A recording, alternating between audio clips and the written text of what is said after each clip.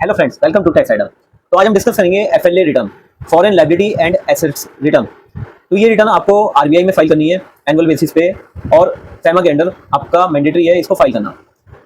तो अगर आप प्राइवेट कंपनी है, पब्लिक कंपनी है या एलएलपी हैं, तो आपको ये रिटर्न फाइल करनी है 31 जुलाई से पहले। तो अगर मैं बात करूँ फाइनेंशियल ईयर 24-25 की, तो इसकी रिटर्न आपको 31 जुलाई 25 तक फाइल करनी है।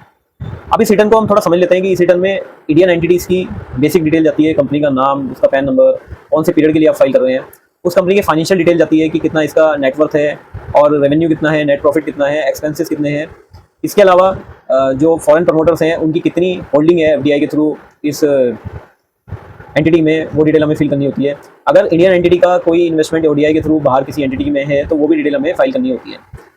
इस रिटर्न के अंदर वो कंपैरिजन दिखाता है कि आपको लास्ट ईयर पे एफएलए के अंदर जो आपने नंबर रिपोर्ट किया था और इस साल जो आप नंबर रिपोर्ट कर रहे हैं उसमें कितना वेरिएंस है। ये रिटर्न आप आरबीआई की साइट पे ऑनलाइन फाइल कर सकते हैं।